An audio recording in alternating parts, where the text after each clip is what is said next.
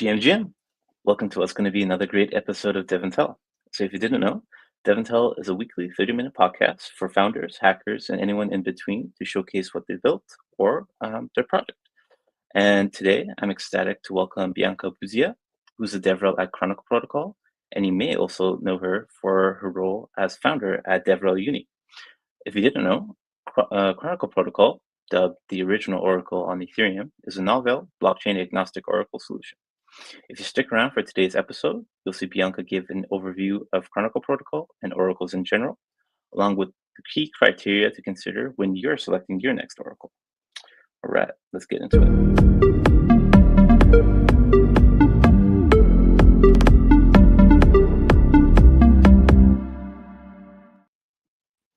GM, welcome to the show, Bianca. Ecstatic to have you on. GM Narb, thank you so much for the invite. My pleasure. And I guess before we get into all the great stuff you have planned for us, did you want to give a brief introduction about yourself if folks aren't familiar? Sure, would love to. So hi everyone, my name is Bianca. Currently, I'm doing developer relations at Chronicle. At Chronicle, we do decentralized verifiable Oracle.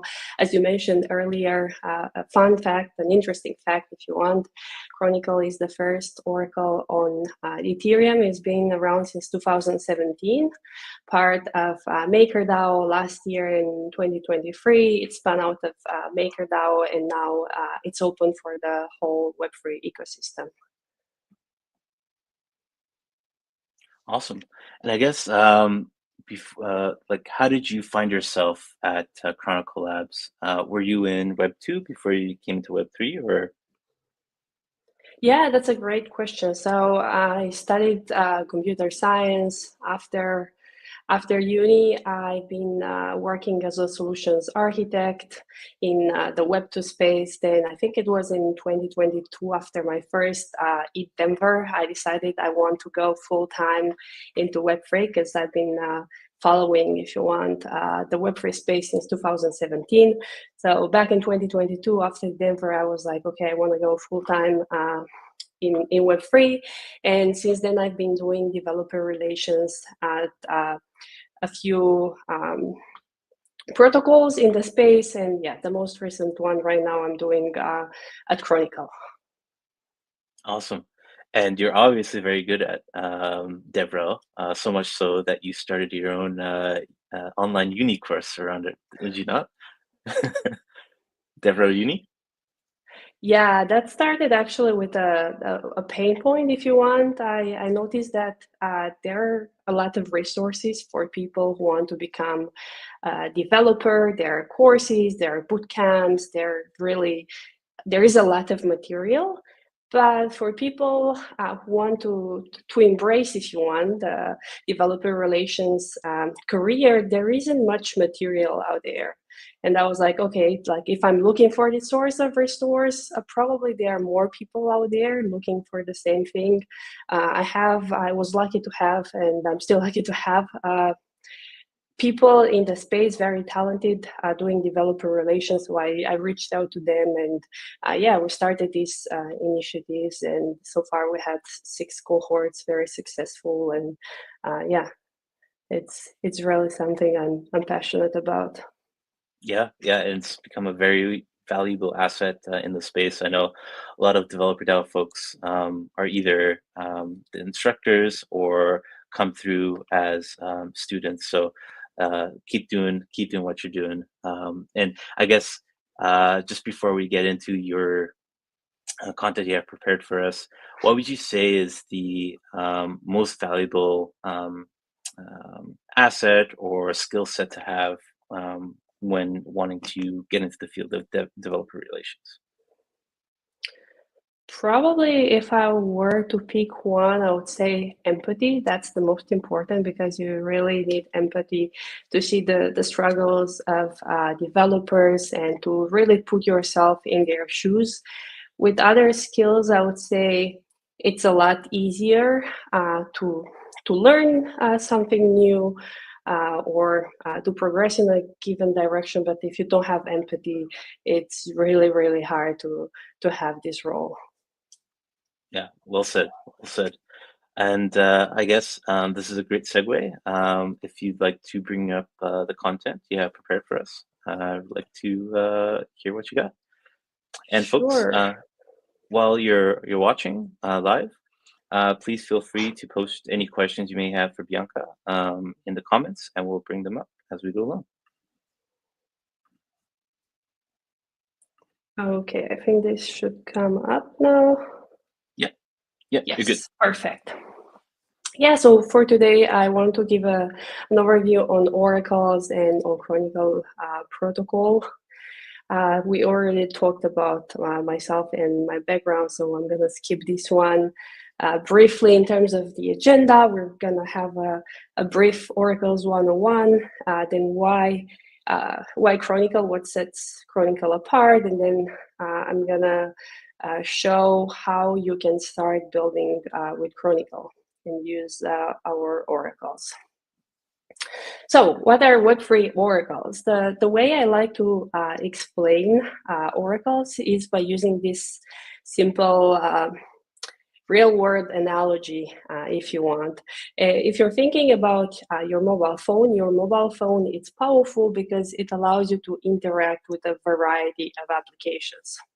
However, in order to have this interaction with all these applications, there is an exchange, a continuous exchange of information. Nevertheless, if you think when you board on a plane and you put your phone on plane mode, plane mode, all of a sudden your phone becomes pretty much useless because this exchange of information doesn't happen anymore. And there isn't really much you can do with your phone. Similar to that, if you think about the blockchain, you can imagine it as a big sandbox. And beyond this sandbox, it doesn't know anything about the outside world. However, in order to have meaningful applications, you need data. You need to have knowledge of this outside world beyond the blockchain. So here is where oracles come into play. Basically, they are the middleware, if you want, to connect the blockchain with the outside world, so the smart contracts can read data from that, and you can power your decentralized application. So this was a brief overview of oracles to kind of, I'm sure most of the people already know what are oracles, but I like giving it just in case there are any people new out there curious about the Web3 space. In terms of Chronicle, as I mentioned at the beginning, it's been around since 2017. Used to be part of MakerDAO.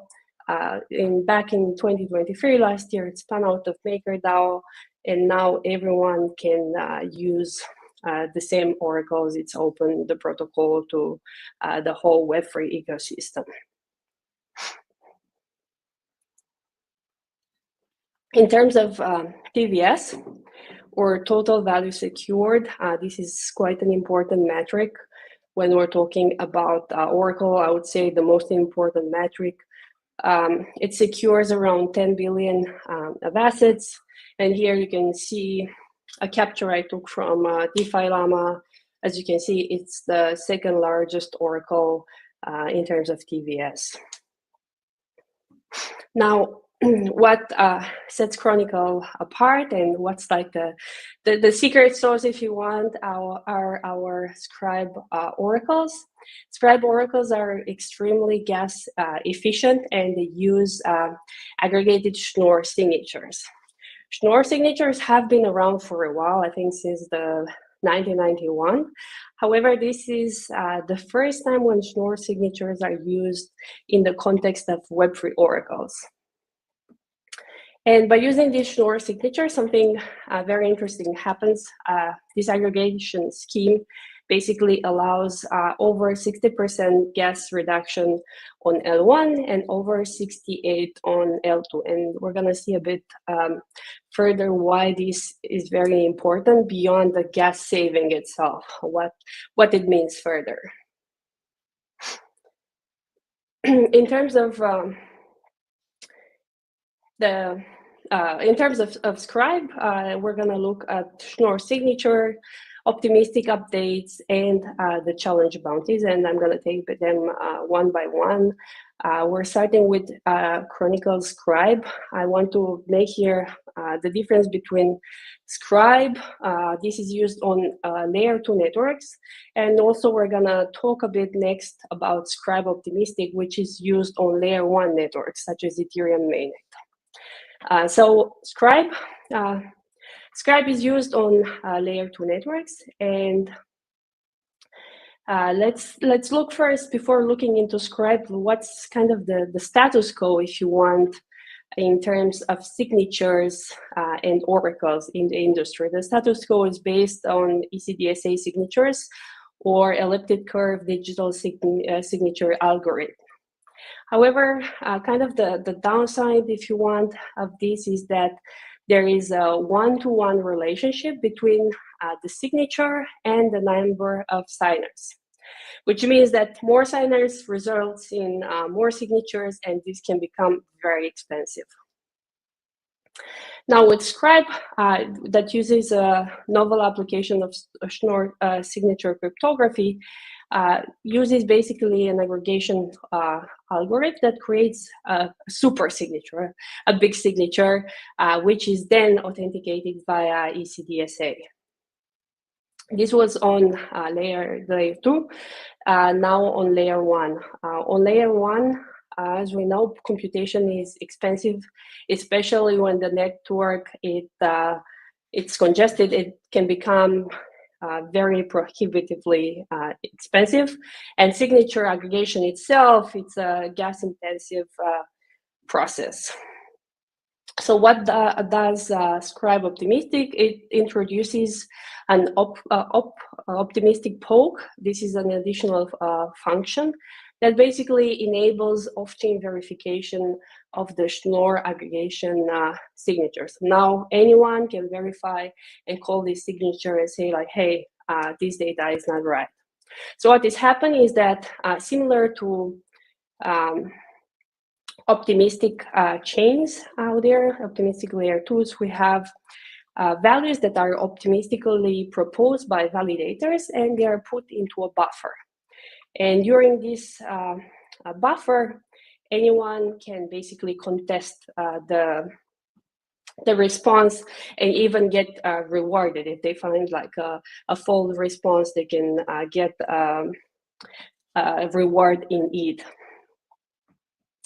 So you can see here in the diagram, basically we have different data sources. Then we have the validators who are looking at these data sources. Each of them, they're using first ECDSA, then it forms a big aggregated Schnorr signature. And one of the validators then put with their signatures this on-chain onto the Scribe Optimistic smart contract.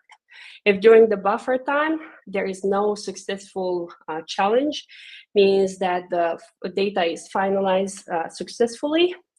But if there is a challenge, the challenger gets the reward, the validator gets removed, and obviously the data also gets removed.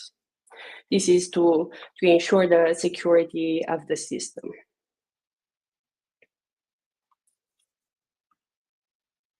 Now, in terms of properties, we have 3 properties that I would like to look at. The first one is decentralization, verifiability, and scalability. So in terms of decentralization, we have a network of decentralized validators. As you can see, there are, there are protocols that people already use, protocols with very good reputation, such as MakerDAO, Gitcoin, Infura, Global, and many others. And the main idea is that basically these validators are putting their reputation at stake. So they are incentivized because of what they do to be correct. Now, the next property is verifiability. So with Chronicle, we have end-to-end verifiability data on chain. And I want to show you what we mean by that. So if we go to the Chronicle dashboard, we can open the dashboard here. You can see here the oracles. Let's say we want to look at the ETH-USD oracle. We can scroll and see the different validators. These are all the validators that contributed to this price. Let's say we pick one of the validators. I'm going to pick the Etherscan one, and I can see all the different data sources that have been used by this validator. As you can see, it's a combination of off-chain data sources, such as sexes, and on-chain data sources, such as DEXs. So it's this combination, and we can also go ahead and even verify the signature of this validator. Here we can verify in the browser, basically the accuracy of the signature.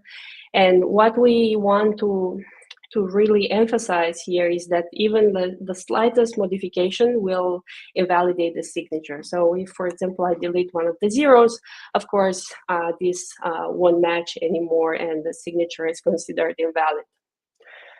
Same principle here. We have the Schnorr signature. And here it basically is the data that actually gets put on chain. So first, we call it a median of medians. Each validator does a median of from all the data sources, and then from all the validators' values, basically we do the median again, and that's the value that gets put on chain. So this was the verifiability part. Next, we have scalability. I was mentioning at the beginning that with Schnorr signatures and scribes, we're able to achieve over 60% gas costs on layer 1 and over 68% on layer 2. And this is very powerful for 2 reasons. The most obvious one is it minimizes the gas cost for the oracles, which means like a cheaper bill, and yeah, this one it's quite obvious. But personally, I find more interesting the second benefit, and this one it's I would say it's not directly. It's not that easy to grasp from the beginning. Basically, it decouples the Oracle update gas cost from the number of validators, and you can see in this table here for 5 signatures, we have 66,461, and then for 100 signatures, we have 68,845. The difference between 5 signatures and 100 signatures is basically around 2,000 in gas, so we can consider it constant, basically. So what this means is that right now we can decouple the number of validators. We can increase and add as many validators as we want, and this won't affect the cost.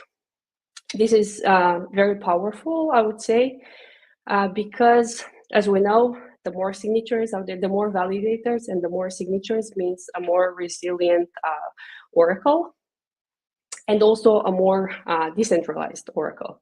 So a better alignment with the ethos of Web3.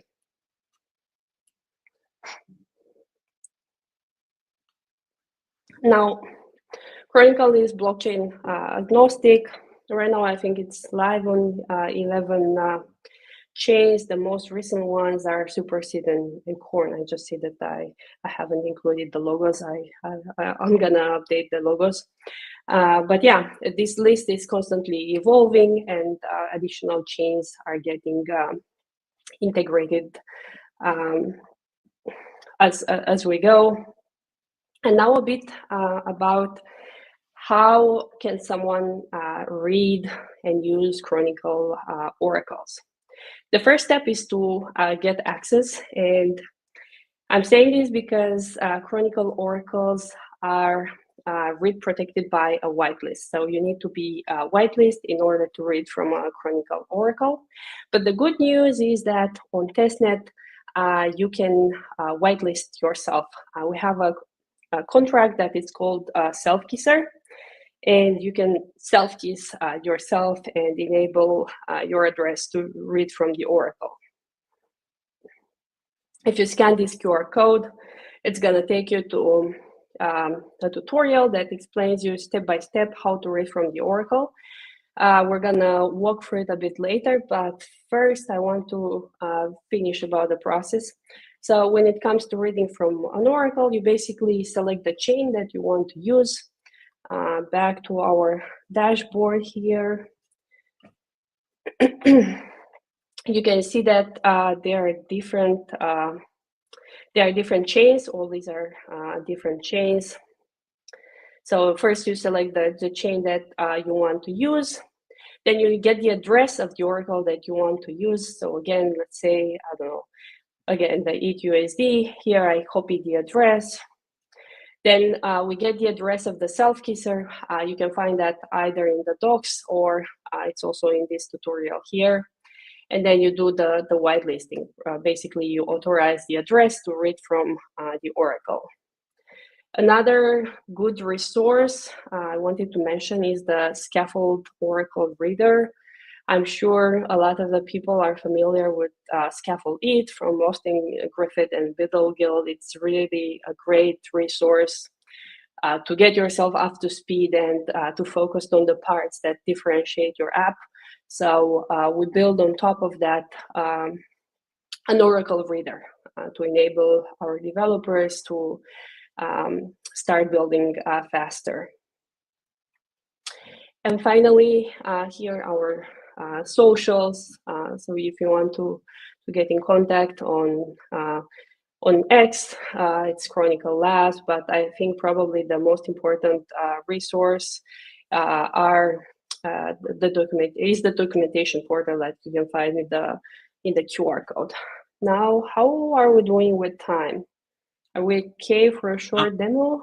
Oh yeah, you got time. Beautiful. Excuse me, I have a bit of a cold. Oh no, sorry to hear that. No, you're good, you're good. So here I have on Remix, let me make this bigger. Yeah, this looks better. An Oracle Reader, this is basically the QR code that I was mentioning here. Yes, and you can also find it in the docs. Yes, when you go to tutorials, consuming Oracle data, here, it's this little tutorial here, but I want to walk you through to see basically what to expect. So first, it has very good comments, I would say. So if you have the patience to read through the comments, I think it's pretty self-explanatory, but since we're here, I'm gonna walk you through it. So we have our contract Oracle Reader. Then we have a variable Chronicle of type I Chronicle interface, and we point it to this address.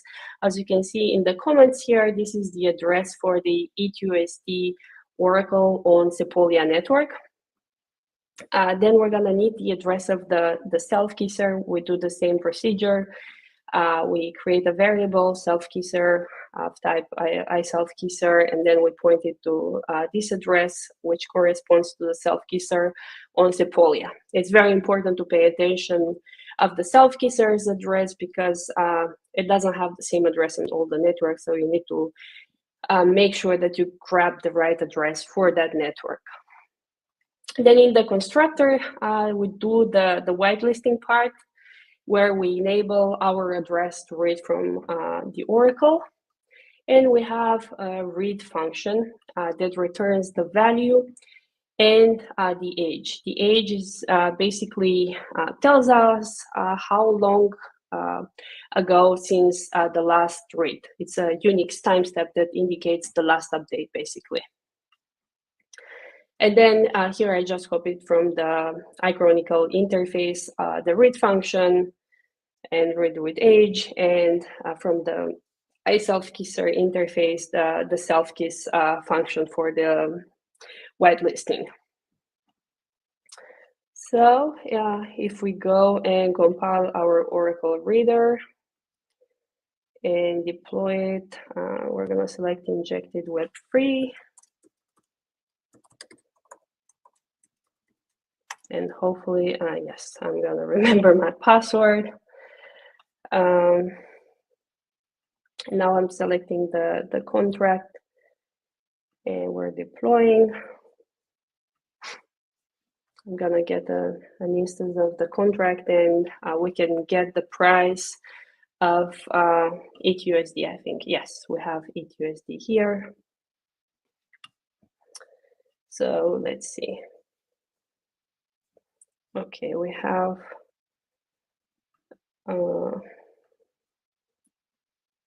I remember there's a, okay. We have our read function here.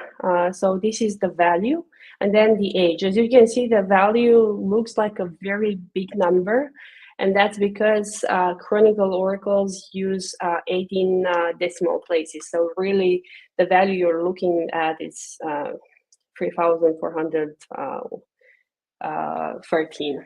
If you count the decimals, and the age, this is Unix timestamp of the last update. And then we also have the self-kisser and the Chronicle, which is the address of the ETHUSD. So very, very simple, I would say. Do we have any questions so far? Gang, if you have any questions for Bianca, this is the time to post them in. One clarification question for me is, what does KISS stand for, and why was that chosen as the term here?